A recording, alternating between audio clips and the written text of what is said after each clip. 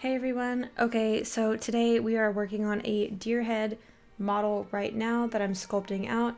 I'm actually sculpting this through Blender, and I am actually working on a scene from Freya's house in the 2018 God of War game. As you can see in the center left-hand side, there's a three-spiked stake with kind of like a fabric around it and a deer head, and that's what I'm going to be making today, and starting off with my deer. I'm not necessarily the best sculptor, and I would have to say my sculpting skills are something that I currently try to work on. I had ZBrush for a while, and I canceled ZBrush thinking that Blender may work well, but I think I'm actually just going to go back to ZBrush because Blender isn't really giving me the output that I'm wanting from it, and the mesh seems to break a lot more and not come out as smooth as I'd like. But I think Blender is a really nice option as of right now. Like I said in the past, I'm not a natural sculptor and I haven't been trained on sculpting or anything like that, so it has been something that has been self-taught. So if things are looking a little wonky here or there, that's okay. It's mainly just for something that's going to be sitting in the background and kind of have some cool visual representation, and with lighting and everything else placed within the scene, I don't think it's gonna cause too much of an issue that the deer head doesn't look perfect or anything. I did actually think about going into the Unity asset store and just going and purchasing a deer skull myself, but I thought, you know what, I should push myself when it comes to sculpting and give this a try. So right now I'm just really trying to go through the divots of the deer and make sure that we have the bones sticking out where they need to stick out for the eye socket, and I think like the brain cavity. At this point, I'm just using the extrude tool and seeing if that was gonna work to make the horns, and then I kind of decided, no, I'm just gonna have to make that a separate piece. And now I'm back in my object mode, adding on some teeth. I wanted to make them look pretty janky because it's not like deer go to the dentist, so I wanted to make the teeth pretty janky and make it look a little realistic. I'm just putting it in render mode right now and checking my camera angle and making sure it's rendering out looking well. I think it was looking okay, to be honest. I think like the world runs on good enough, and I think this is good enough.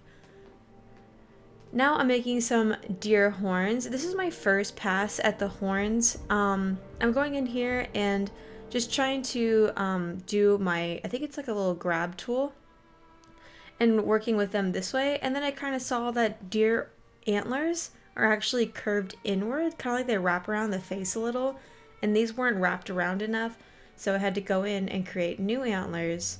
I do think I made these a little too thick. I could have kind of wound them down a bit, but they did give me enough room to pull out and make really thick looking antlers.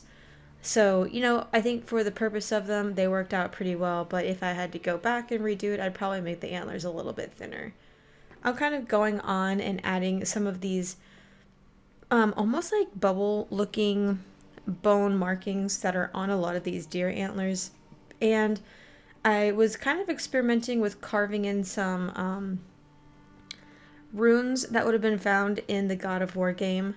And I think I kept the Omega and the R, maybe not the R. I did have to go in and kind of add in some clay right there to kind of work with the antler. And oh yeah, and then right here, I think I decided, you know what, I don't like that deer head. I'm gonna give it another try. After working on it for about an hour, I think that deer skull took me about an hour 25. I was like, I'm making a new one. I hate it. And then after trying to resculpt it, I think I started getting discouraged that the first one actually looked pretty good, and I don't need to go and be a perfectionist about something that isn't going to be the focal point of the scene. So that I went back to my deer head, took some shots, and here we are, completed deer head scene. Pretty proud of it. Yeah, so pretty proud of my scene. I think it turned out pretty good, and this is definitely going to be something that I'm going to be using within my scene for the Freya's home. And if I can actually zoom in just like real quick, like right here, it's right here. So that's the piece I'm going to be doing. I'm going to be documenting all of this work within within my YouTube series of environment art project. So make sure to go check that out. And thank you very much for watching today. This was just a quick little view on my work progress and kind of like a little portfolio thing. So thank you for watching, and I will see you tomorrow. Bye, guys.